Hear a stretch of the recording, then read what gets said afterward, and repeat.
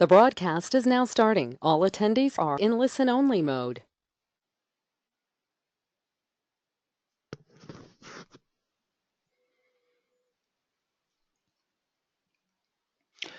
Good morning, ladies and gentlemen.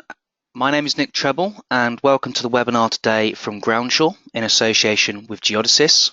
I hope everyone can hear me clearly. I'm your speaker for this 30-minute session looking at flood risk in property transactions. I'm an account manager for Groundshore, having been with the business since 2011, so you may have met me at conferences, delivering CPDs and training sessions across the UK. My background is environmental science and consultancy. I have a Master of Science degree in environmental management and geographical information systems, having completed an earlier Bachelor of Science degree in physical geography. I'm also accredited by the Institute of Environmental Management and Assessment. I used to write reports as a qualified environmental consultant for Groundshore and answer technical queries on a whole range of different reports and topics. So please do feel free to ask any questions of me of confidence in this session. Before we get started, I have a couple of housekeeping points for you to consider. The first is that you can submit your questions at any point during the webinar using the panel on your screen, and these will be answered following the session. The second housekeeping point is that the webinar will be recorded and available to you through Geodesys. Let's begin. In a new publication released by the Environment Agency in December 2016, we saw the number of properties at risk of flooding increase significantly to 5.9 million properties.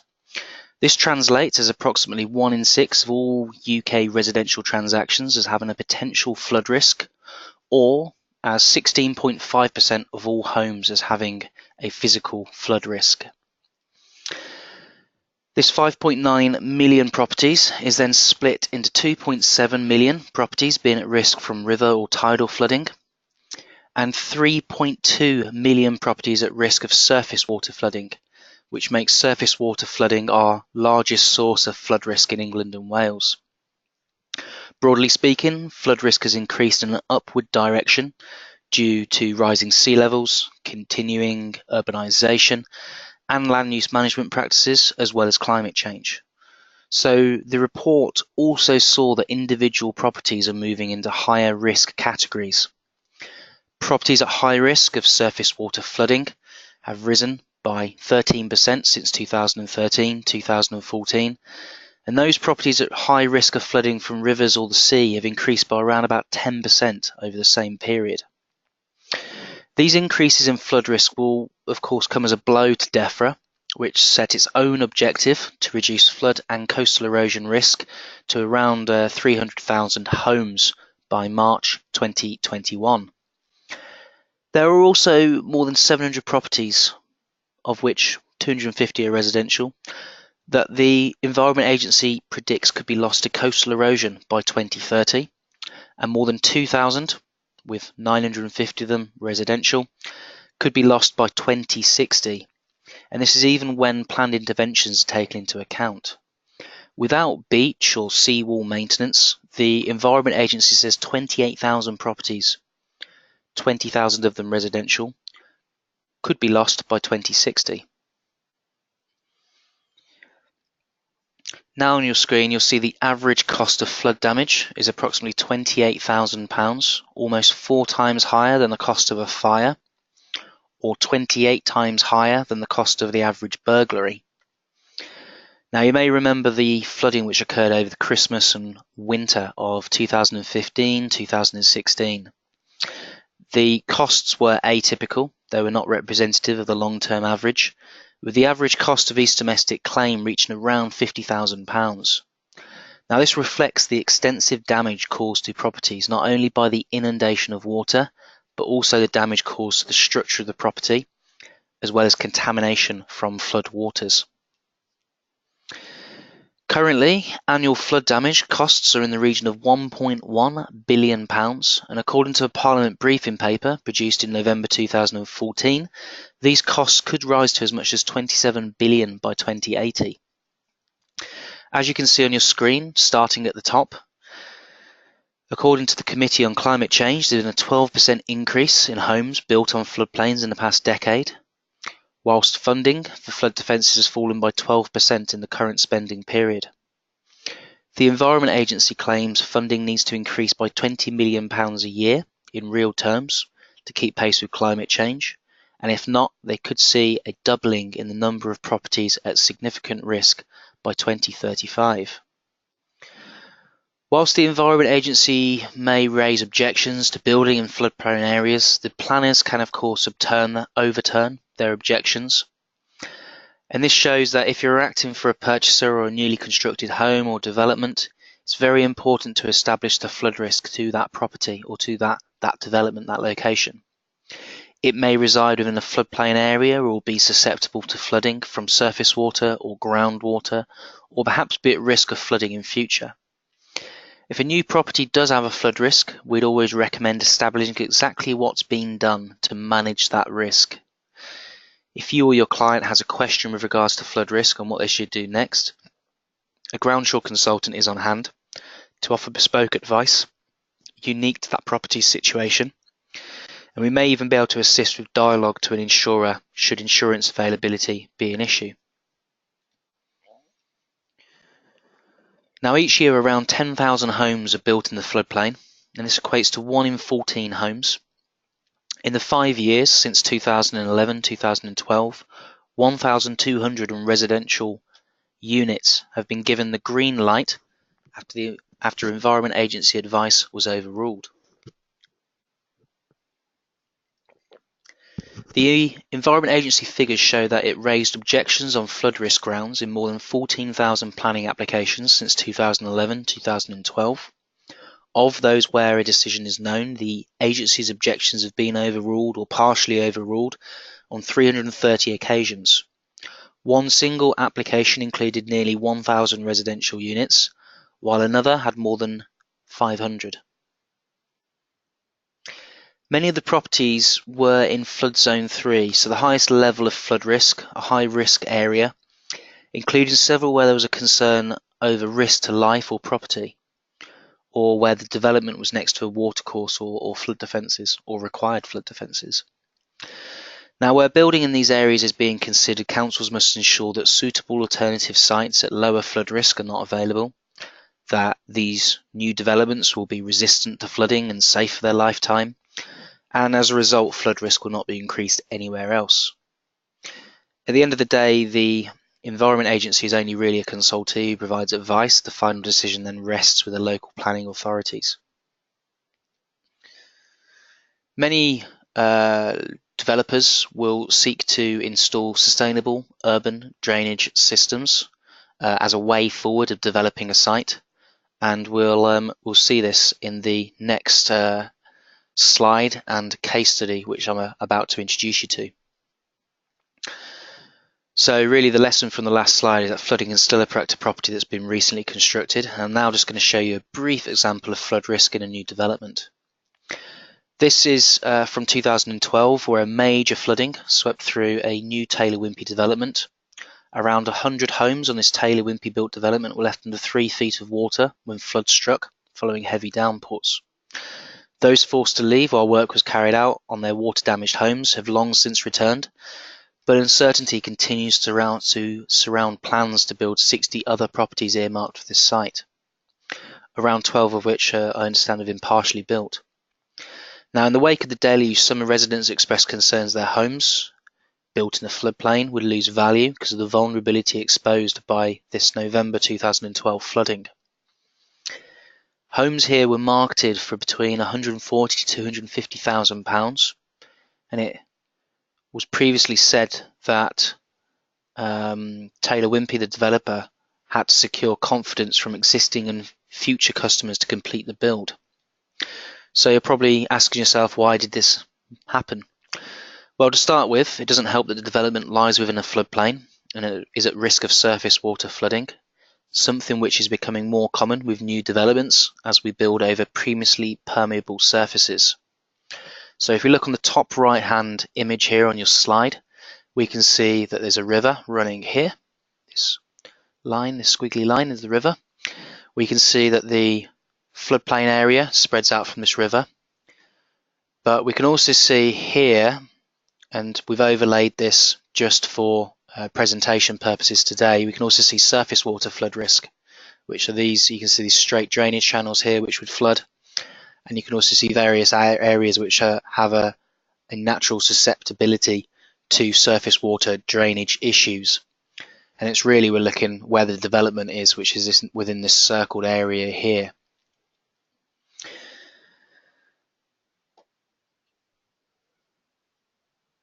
Now, as we build over these permeable surfaces, we reduce the natural drainage that's existed before by creating more impermeable surfaces, i.e. house roofs and road surfaces. Now, this newly built estate did have a flood defence system in place. It was estimated to protect against a 1 in 1,000 year incident, yet 122 houses were badly damaged in flooding in November 2012. We can see the scale of the damage that's occurring here, the scale of the flooding. It's a fair depth of water there. You can see that it's quite clearly gone through and into the houses, looking at the height of the window lintel there. The bottom left-hand image shows this 1 in 1,000 year flood defence, which is essentially a culvert which is designed to drain water away from the land. And helpfully they've put this grill in front of the culvert, essentially to stop animals and small children from climbing down into this man-made pipe. Now, what's happened here is the grill that's been put on the front of this flood defence hasn't been assessed properly, and as you can see, it's become clogged with vegetation as water's tried to drain away through it, and this has essentially resulted in the flood defence failing to deliver the standard that it's been designed for.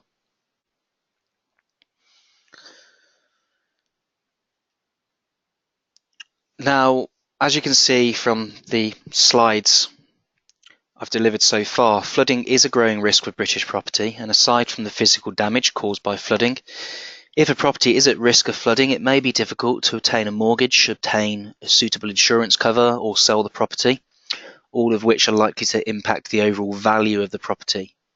So not only can it be costly in terms of money and time, but also in terms of the emotional upheaval, ill health, and the inconvenience. The Law Society Practice Note aims to provide solicitors with information to help your clients investigate the terms on which buildings insurance cover, which includes flood risk, is available prior to entering into contractual commitments. Now, your clients, prospective purchasers, should be encouraged by you to make sure that insurance is obtained for the property on acceptable terms before entering into a contract. If insurance is not available, then the mortgage may not be obtainable. For properties at high risk of flooding, there's an insurance scheme known as Flood Re, which may be available, although certain exclusions do apply, and these are all listed in the practice note. The seller's information form, the TA6, asks the question of the seller: has any part of my property, whether buildings or surrounding garden or land, ever been flooded? With a simple yes or no answer. Caveat emptor, buyer beware, should be employed here, and further investigations should be undertaken in every transaction. Section 6.14 of the CML Handbook states that you must make reasonable inquiries to satisfy yourself that buildings insurance has been arranged for the property no later than completion. You should also remind the borrower that they must have buildings insurance in accordance with the requirements of the mortgage contract no later than completion, and of course must maintain such buildings insurance throughout the mortgage term.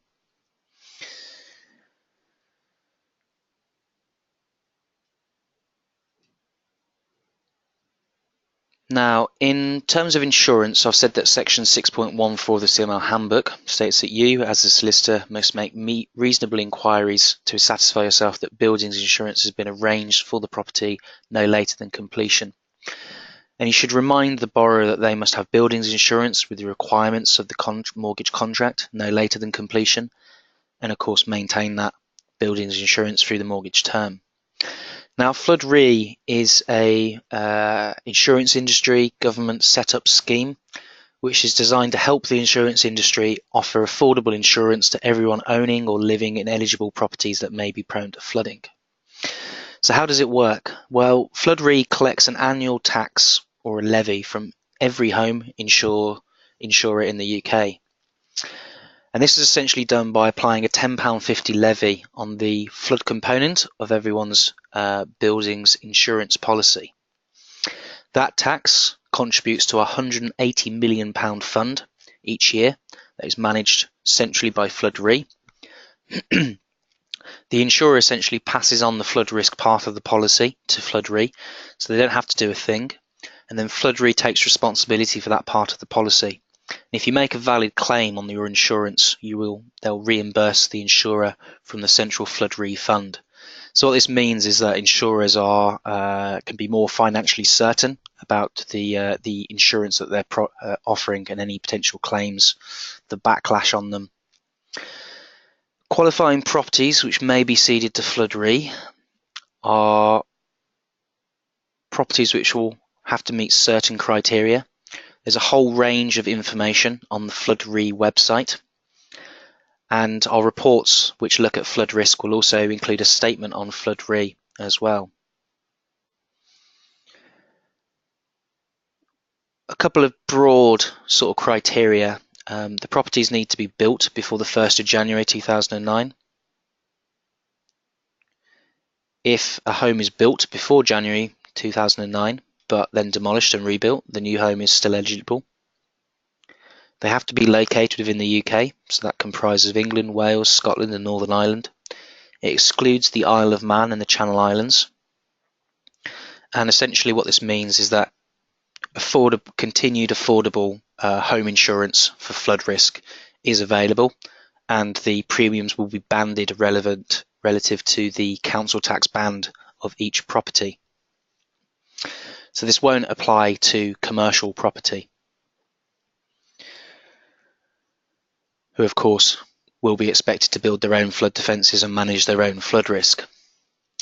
Now, flood risk should be at the forefront of every property transaction, and Groundchill can assist house purchasers, solicitors and others involved in the transaction to find out potential flood risk.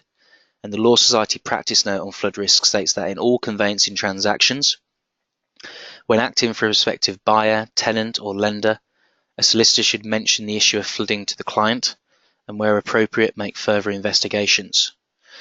These investigations could include conducting searches using a professional organisation such as Groundshore. It could include making inquiries of the seller. However, of course, caveat emptor, buyer beware should be applied here. It could also include instructing a valuer or surveyor to carry out an appropriate level physical inspection, survey or valuation generally, and then to provide advice on the impact of flooding. On the screen now is a case widely reported, reported in the Telegraph fairly recently. It's received quite a bit of attention. And this is where a couple whose garden is repeatedly flooded are essentially suing the previous owners, claiming that a Facebook photograph proves that they were aware of the problem but failed to highlight it.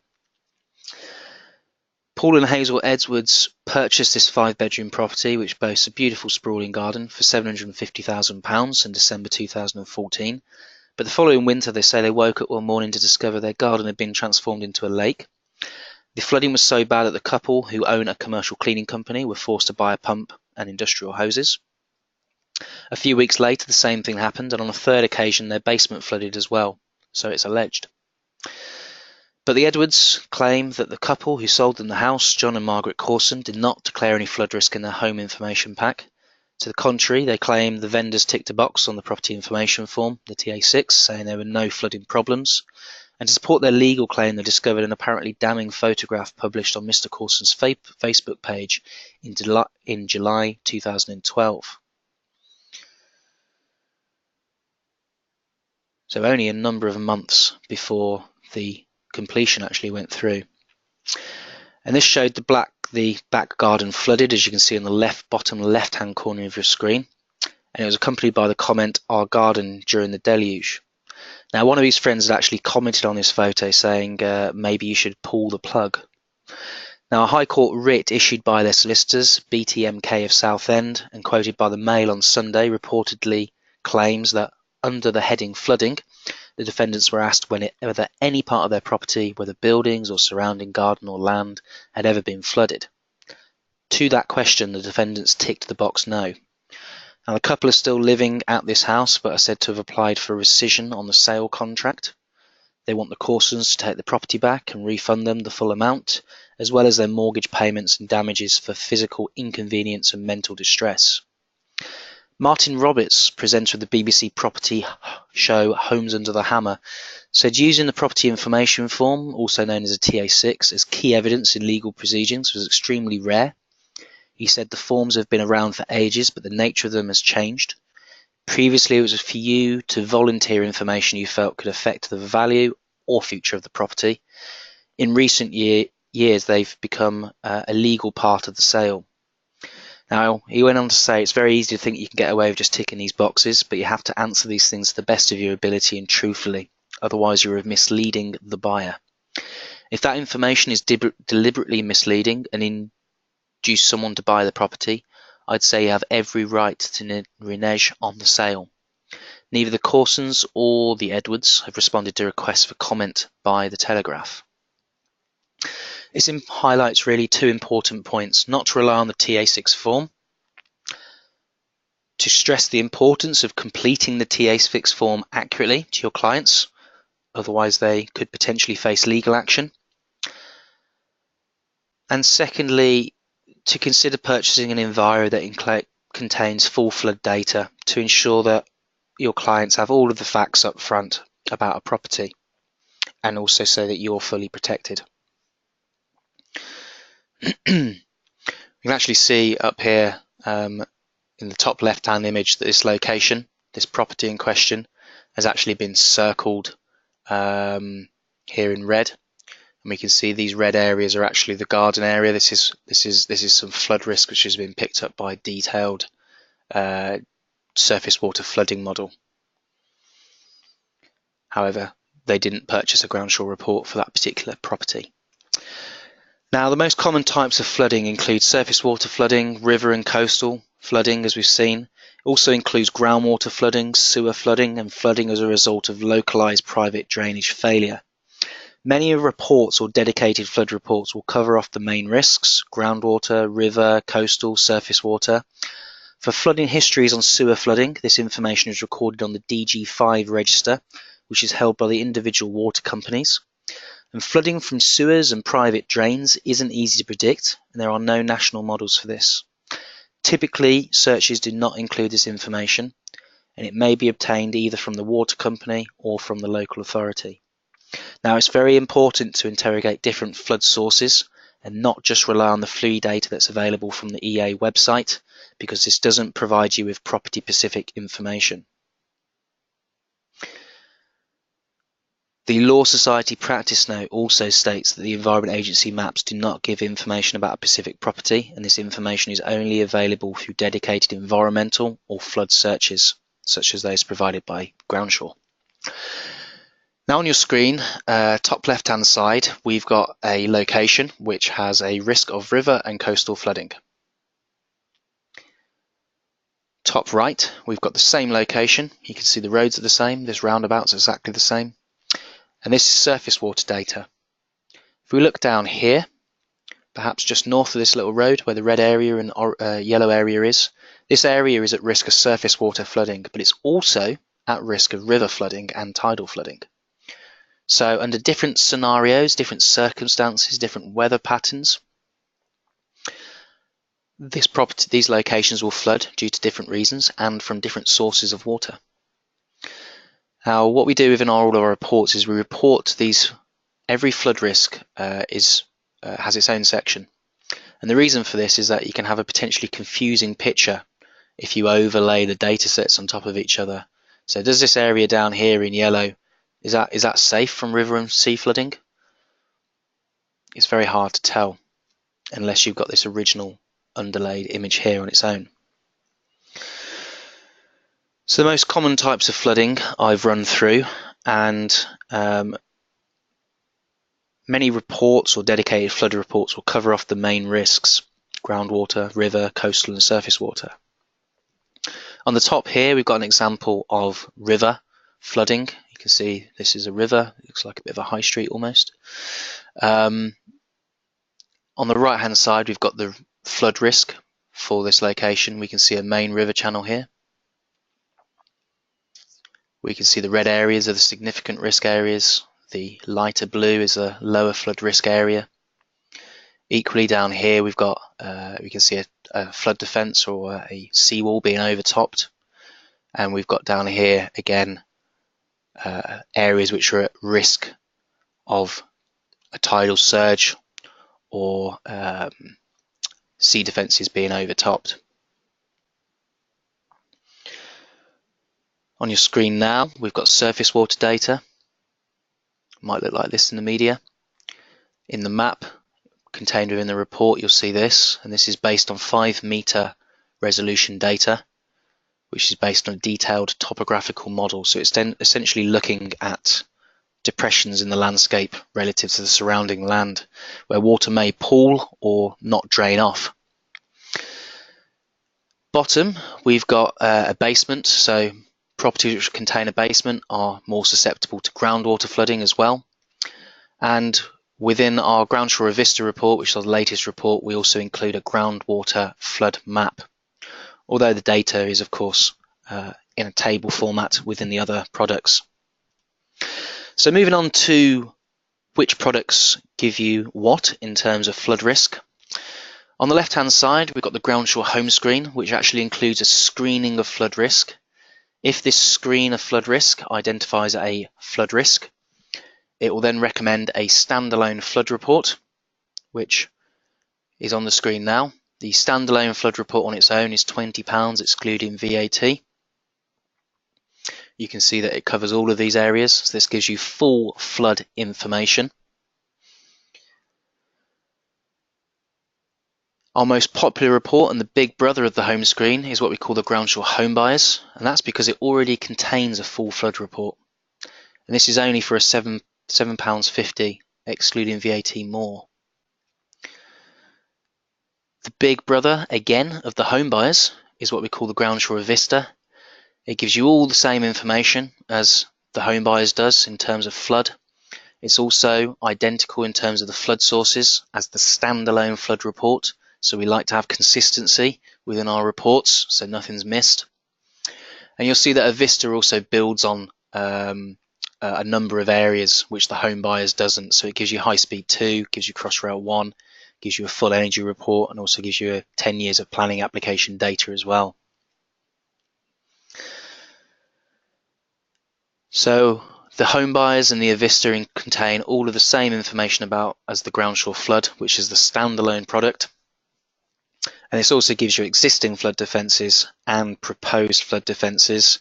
It gives you a insurability rating from JBA, and it also includes a flood likelihood statement within the reports. Now the Avista report is different to the home buyers and the flood in that it's based on a polygon, and it includes a unique mini case management tool which is known as the Avista Action Alert. You can actually see this on your screen. On the right hand side, we've got an example of the front page of the Avista report. You can see the 7 topics that it covers. The Avista Action Alert is here. It gives you a 1 to 5 scale rating based on how time consuming, how much risk is identified within a property. So it's a mini case management tool that essentially helps you prioritize workload at a glance, and then of course facilitates a smoother transaction. Now all of this information is delivered in around 16 to 20 pages 90% of the time, and this uses we've achieved this by the format, the methodology behind how the report's put together. It's also a format which will be rolling out to the home screen report. We'll be doing a Home Buyers Plus report, a new version of the flood report. We'll be upgrading that. And all of these reports, these new ones, will be essentially moved over onto a polygonized based search. Now the reason for that is that the Polygon significantly improves the pass rate for properties, as there's no need for a point or buffers to access the data, and therefore the result is much more property specific. If you look at your screen on the top right hand side, we've got a property that's based on a polygon. We can see a red outline denoting the where the property starts and finishes. Down here we've got a point search, which is using a buffer around, so it's picking up on the highest risk within that circle, whereas this report's picking up on the highest risk within this square. So it's giving you a much more property specific and focused look at the flood risk specifically to that property. This can also have a bearing as well on some of the contaminated land assessments as well, and help improve the accuracy of those as a consultant when they study the historical use of the site, what buildings have been there in the past, if any at all. They're able to assess that much more clearly. They know exactly where the property starts and finishes, so this can improve their confidence in an assessment and mean that they can be less conservative on some particular properties. On your screen now is the front page of the Avista. We can see on the left hand side we've got a past example, and all of the sections are individually color coded according to the risk. We can see the page numbers telling you where you need to look in terms of the risk, and we can also see here that there's flood risk on page 5, page 6 is energy, transportation page 9, planning applications page 13, I think that says. Now, the reports only report the most relevant findings to the property, so there is nothing to look at in terms of ground stability and radon in this particular example. Also in terms of contaminated land, no empty tables or blank maps to look at. On the right hand side you can see a riskier property, and this one has an action required. It's got quite a lot of red and orange, or amber if you prefer, and you can see that our Avista action alert is a 5, indicating that there are so many risks identified that there's quite a few actions on this report. It may be quite time consuming, so this gives you a heads up at an early stage. Now, as with all of our reports and products, pre and post sales support is available from in-house qualified environmental consultants who often have a master's degree. The report is 16 to 20 pages long, so it's on average about 84 pence in printing. If you had all 7 searches individually, you'd have about 235 pages of reports, which would cost you £6.80. So let's save some trees.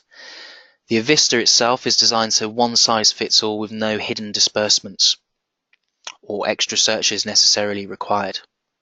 And we're boasting the lowest in need of further assessment rate in the industry. So the Groundsure Vista is our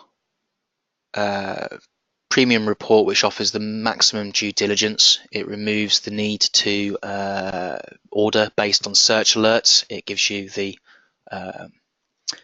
a full picture, and it is the most comprehensive residential report in the market. Now, it's important to note this is residential only at the moment. The polygon itself will extend up to 15 hectares. We are in the process of designing a commercial version which will be released later this year. You can also see that we've added new groundwater data to this particular product as well. Now, it's designed so there's 70% fewer pages. There's more plain English in there, so jargon-free explanations. At least we hope so. You need to be the judge.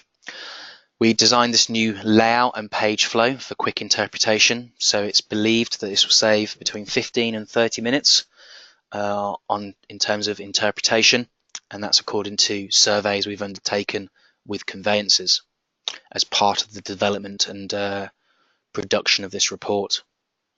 We're using improved accuracy using land registry polygons and a site boundary on master map. These elements will also be available within the new home screen, the new home buyers, and the new flood report, which we aim to release in the next few months. Moving on to the commercial side, the 2 commercial reports we provide which give you flood risk are on the screen. The standalone report is the flood view. It's £85 excluding VAT, up to 15 hectares. And this gives you a full flood report with added detail and guidance relevant to a commercial transaction. Its big brother and the commercial equivalent of the Groundchill home buyers is the Groundchill review. It gives you detailed contaminated land. Again, it gives you a full flood report, so it emulates the data, the flood data that's in the flood view, so you don't need a flood view and a review ever. It also gives you natural ground subsidence as well, and this is a report which we recommend for high value commercial transactions, more complex transactions, or sites which are being redeveloped. For those who don't know about Groundsure, we're a leading provider of environmental searches in the UK. We've got a dedicated and specialist team committed to producing information, meaning that there's more informed and better property decisions. We've won a range of awards for our service, pre and post support from over 30 in-house environmental professionals. And we're the only environmental data and consultancy business that's under one roof. We also possess a unique historical land use database, which if you see me in CPDs travelling around the country, you'll hear me talk about quite a bit. But this really relates to the accuracy of contaminated land assessment and increases the accuracy due to the granularity and resolution of the data that's used. So if you or your clients have any questions about a finding in a report, need a bit of support or need some reassurance on a report, support is available. Details are included within every report, a telephone number and an email address. Standard turnarounds are 24 hours for residential and 24 to 48 hours for commercial, 48 hours when we're experiencing high volumes. This is all provided free of charge by qualified teams of environmental consultants with a master's degree, so you can arrange a free callback for yourself or perhaps even for one of your clients to deliver a clearer picture on the findings of the report and what's the best thing to do next, which can of course save you a significant amount of time and money.